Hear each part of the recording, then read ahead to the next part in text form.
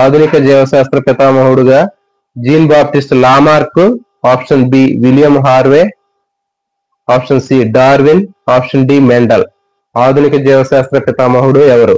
Lamarck, Harvey, Darwin, Mendel.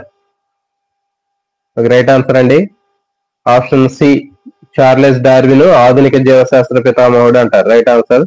Next question 51. Charles Darwin ఏ సంవత్సరంలో జన్మించాడు? చార్లెస్ డార్విన్ ఏ సంవత్సరంలో జన్మించాడు? 1744, option B 1809, option C 1829, option D 1882. ఏ సంవత్సరంలో జన్మించాడు? ఓకే, రైట్ ఆన్సర్ అండి ఆప్షన్ బి 1809లో జన్మించాడు డార్విన్. Question number 52. ఈ క్రింది వాటిలో ఎవరు పరిణామ సిద్ధాంతాన్ని ప్రతిపాదించలేదు? ఈ క్రింది వాటిలో ఎవరు పరిణామ సిద్ధాంతాన్ని ప్రతిపాదించలేదు? Darwin, Lamarck, William Harvey, Mendel. పరిణామ సిద్ధాంతాన్ని ప్రతిపాదించినటువంటిది ఎవరు? Darwin, Lamarck, Harvey, Mendel. ఇక రైట్ ఆన్సర్ అండి William Harvey. Next question number 53. ఈ క్రింది వాటిలో ఏది లామార్క్ సిద్ధాంతం కాదు? లామార్క్ సిద్ధాంతం కానిది ఏది?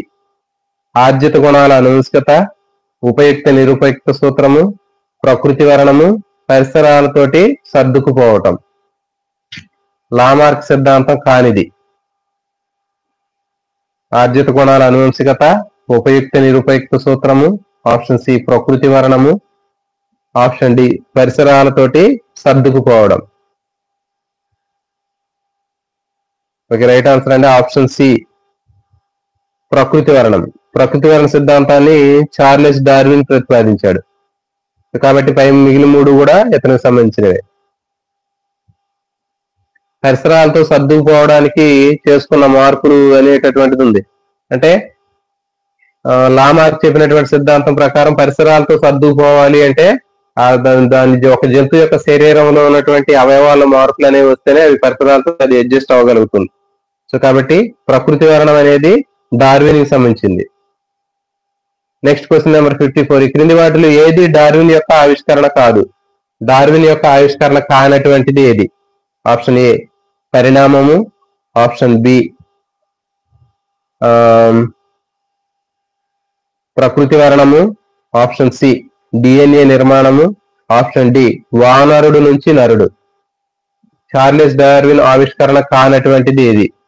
పరిణామము, ఆప్షన్ బి ప్రకృతి వర్ణము, ఆప్షన్ సి డిఎన్ఏ నిర్మాణము, ఆప్షన్ డి వానరుడు నుంచి నరుడు. ఓకే, రైట్ ఆన్సర్ అండి ఆప్షన్ సి డిఎన్ఏ నిర్మాణం. Next question number 55. ఒక జీవి తన జీవిత కాలంలో పొందిన మార్పులు తర్వాత తరానికి ఎలా సంక్రమిస్తాయి తెలుసుకోవడానికి ఏ శాస్త్రవేత్త సిద్ధాంతం ఉపయోగపడుతుంది? ఒక జీవి తన జీవిత కాలంలో పొందినటువంటి మార్పులు తర్వాత తరానికి సంక్రమిస్తాయి అనే విషయాన్ని తెలుసుకోవడానికి ఏ శాస్త్రవేత్త యొక్క సిద్ధాంతం ఉపయోగపడుతుంది? William Harvey, option B Lamarck, option C Mendel, option D Watson Crick.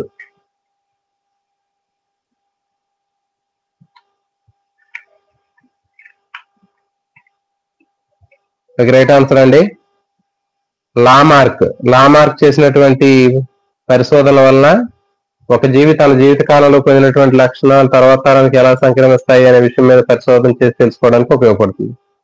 Next question, మానవుడు వానరుడు నుంచి ఎలా పరిణామం చెందాడో తెలుసుకోవడానికి ఏ శాస్త్రవేత్త యొక్క సిద్ధాంతం ఉపయోగపడుతుంది? మానవుడు వానరుడు నుంచి ఏ విధంగా పరిణామం చెందాడు అనేటటువంటి విషయాన్ని తెలుసుకోవడం కోసం ఏ శాస్త్రవేత్త యొక్క పరిశోధన ఉపయోగపడుతుంది? Option A Lamarck, option B Darwin, option C Mendel, option D Harvey.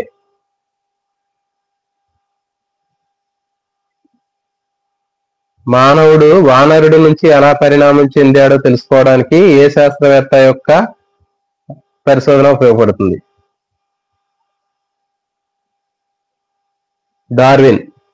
Darwin జీవ పరిణామ సిద్ధాంతాన్ని ప్రతిపాదించాడు. తర్వాత ఇతను ఏం చెప్పాడు, వానరుడు నుంచి నరవానరుడు, నరవానరుడు నుంచి నరుడు వస్తాడని చెప్పాడండి. చార్లెస్ డార్విన్ చెప్పినటువంటి అంశం ఏంటంటే వానరుడు నుంచి నరవానరుడు, నరవానరుడు నుంచి నరుడు వచ్చాడు అనేటటువంటిది జీవ పరిణామ సిద్ధాంతాన్ని ఆధారంగా చెప్పడం జరిగింది. సో కాబట్టి చార్లెస్ డార్విన్ సరైన సమాధానం. Next question number 57. ఒక జీవి తన పరిసరాలకు అనుకూలంగా ఎలా మారుతుందో తెలుసుకోవడానికి ఏ శాస్త్రవేత్త యొక్క పరిశోధనలు ఉపయోగపడతాయి?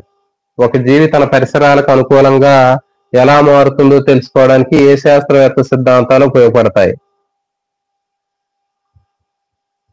Option A Mendel, option B Watson Crick, option C Lamarck, option D William Harvey.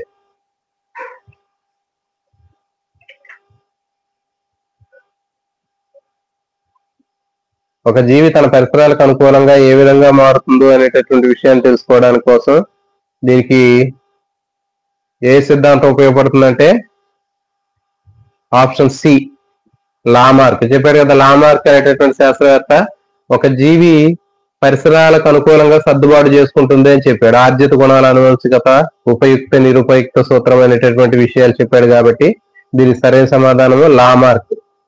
Next question number 58. ఆర్జిత గుణాల అనువంశికత సిద్ధాంతాన్ని ప్రతిపాదించింది ఎవరు? ఆర్జిత గుణాల అనువంశికత సిద్ధాంతాన్ని ప్రతిపాదించింది ఎవరు? Lamarck, option B Darwin, option C William Harvey, option D Mendel. ఆర్జిత గుణాల అనువంశికత సూత్రాన్ని ఎవరు ప్రతిపాదించారు? Darwin, Lamarck, Harvey, Mendel.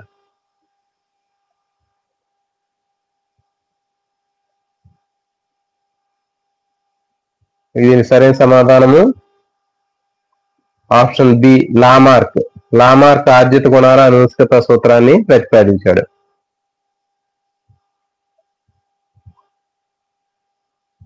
Next question number 59. Lamarck ఏ దేశానికి చెందిన శాస్త్రవేత్త? లామార్క్ ఏ దేశానికి చెందినటువంటి శాస్త్రవేత్త? England, option B France, option C Germany, option D America. Question number 59.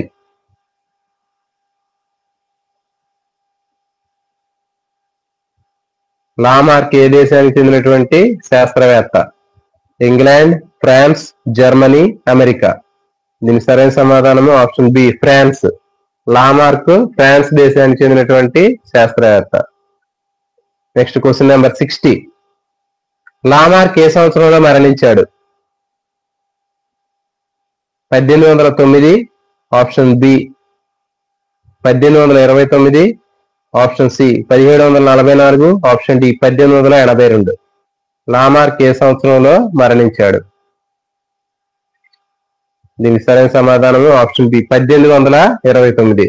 Lamarck 1829 సంవత్సరంలో మరణించాడు. Question number 61.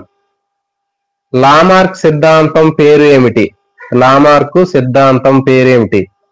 ఆప్షన్ ఏ ప్రకృతి వలన సిద్ధాంతము, ఆప్షన్ బి ఆర్జిత గుణాల అనువంశికత సిద్ధాంతము,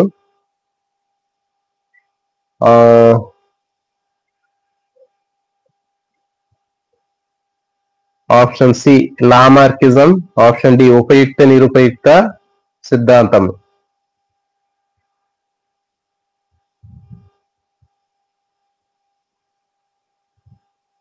లామార్క్ సిద్ధాంతం పేరు ఏమిటి?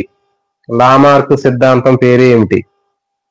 ప్రకృతి వలన సిద్ధాంతము, ఆప్షన్ బి ఆర్జిత గుణాల అనువంశికత సిద్ధాంతము, ఆప్షన్ సి ఉపయుక్త నిరుపయుక్త సిద్ధాంతము, ఆప్షన్ డి లామార్కిజం. ఇది సరైన సమాధానము ఆప్షన్ డి లామార్కిజం అండి. అంటే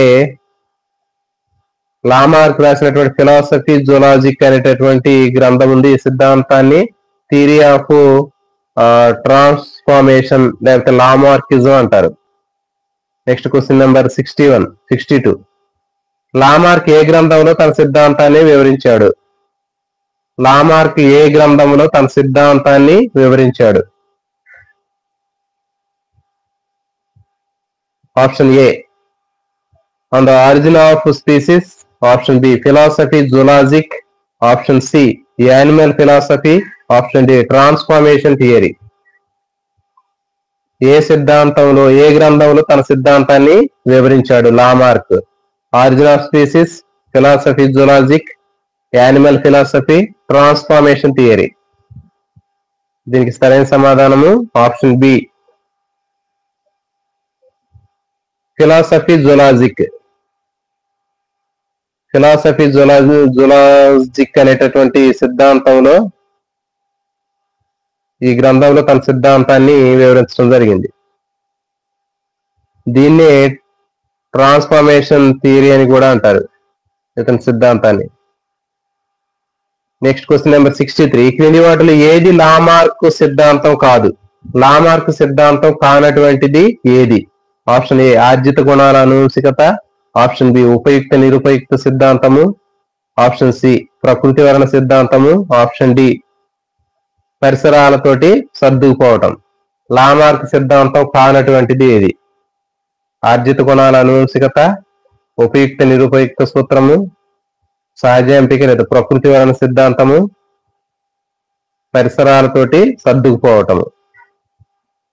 దీనికి సరైన సమాధానము ఆప్షన్ సి ప్రకృతి వర్ణ సిద్ధాంతం, న్యాచురల్ సెలెక్షన్. న్యాచురల్ సెలెక్షన్ అనేటటువంటిది దీనికి సంబంధించింది. Next question number 64. లామార్క్ యొక్క ఆవిష్కరణ కానిది ఏది? లామార్క్ యొక్క ఆవిష్కరణ కానిది ఏది? ఆర్జిత గుణాల అనువంశికత, ఆప్షన్ బి పరిణామము, ఆప్షన్ సి డిఎన్ఏ నిర్మాణము, ఆప్షన్ డి ఉపయుక్త నిరుపయుక్త సూత్రము. లామార్క్ యొక్క ఆవిష్కరణ కానటువంటిది ఏది? దీనికి సరైన సమాధానము ఆప్షన్ సి డిఎన్ఏ నిర్మాణం. డిఎన్ఏ నిర్మాణం అనేది లామార్క్ యొక్క ఆవిష్కరణకు సంబంధం లేనటువంటిది. Question number 65. ఈ క్రింది వాటిలో ఏది లామార్క్ యొక్క గ్రంథం కాదు? లామార్క్ యొక్క గ్రంథం కానటువంటిది ఏది? Philosophy zoologique, next origin of species, next transformation theory, Lamarckism. Lamarck యొక్క గ్రంథం కానటువంటిది ఏది అంటే దీనికి సరైన సమాధానం origin of species. Origin of species అనేది చార్లెస్ డార్విన్ సంబంధించిందండి. Next philosophy zoologique, transformation theory, Lamarckism అనేది లామార్క్ కు సంబంధించినటువంటిది. Question number 66. ఒక జీవి తన జీవిత కాలంలో పొందిన మార్పుల్ని తర్వాత తరానికి ఎలా సంక్రమిస్తాయో తెలుసుకోవడానికి ఏ శాస్త్రవేత్త యొక్క సిద్ధాంతం ఉపయోగపడుతుంది? ఒక జీవి తన జీవిత కాలంలో పొందినటువంటి మార్పులు తర్వాత తరానికి సంక్రమిస్తాయి అని తెలుసుకోవడానికి ఏ శాస్త్రవేత్త యొక్క సిద్ధాంతం ఉపయోగపడుతుంది?